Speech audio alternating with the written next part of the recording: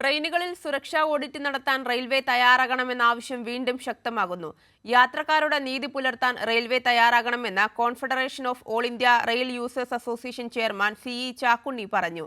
Train യാത്രയ്ക്കിടെ birth പൊട്ടി വീണ് മരിച്ച പൊന്നാനി സ്വദേശിയുടെ കുടുംബത്തിന് അർഹമായ നഷ്ടപരിഹാരം നൽകാൻ റെയിൽവേ തയ്യാറാകണമെന്നും യാത്രക്കാരുടെ സംഘടന ആവശ്യപ്പെട്ടു.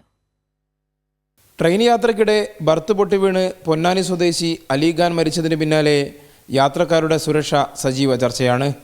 ബോഗികൾ കുറച്ചും കാലഹരണപ്പെട്ട കോച്ചുകൾ ഉപയോഗിച്ചും മുന്നോട്ട് കുതിക്കുന്ന റെയിൽവേയുടെ ഇരയാണ് അലിഖാൻ എന്ന യാത്രക്കാരൻ. ജീവനക്കാരെ വെട്ടിക്കുറച്ചത് കാരണം അറ്റകുറ്റപ്പണി കൃത്യസമയത്ത് നടക്കുന്നില്ല.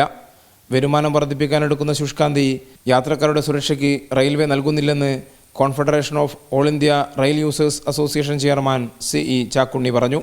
നമ്മൾ ആശങ്കപ്പെട്ടത് ഇപ്പോൾ സംഭവിച്ചു. ഇതൊരൊറ്റപ്പെട്ട സംഭവമായി കാണാതെ റെയിൽവേ ഈ യാത്രക്കാരുടെ നീതി പുലർത്തണം. ശക്തമായ നടപടികൾ ഈ കാര്യത്തിൽ ആവശ്യമാണ്. റെയിൽവേ വരുമാനം വർദ്ധിപ്പിക്കുന്ന ശുഷ്കാന്തി യാത്രക്കാരുടെ സുരക്ഷയ്ക്കോ സൗകര്യത്തിനോ ഒന്നും കാണിക്കുന്നില്ല. പ്രോപ്പറായിട്ടുള്ള മെയിൻ്റനൻസ് നടക്കണം.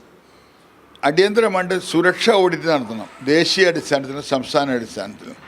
യാത്രക്കിടെ അപകടം സംഭവിച്ചാൽ സമയോചിത ചികിത്സ ഉറപ്പുവരുത്താൻ റെയിൽവേക്ക് ബാധ്യതയുണ്ടെന്നിരിക്കെ അലിഖാന്റെ കാര്യത്തിൽ അതുണ്ടായില്ല എന്ന വിമർശനവും ശക്തമാണ്.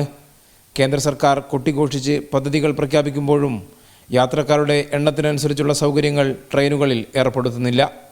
ശാസ്ത്രീയമായ പരിഷ്കാരങ്ങൾക്ക് പകരം പ്രചരണ കോലാഹലമാണ് നടക്കുന്നത്.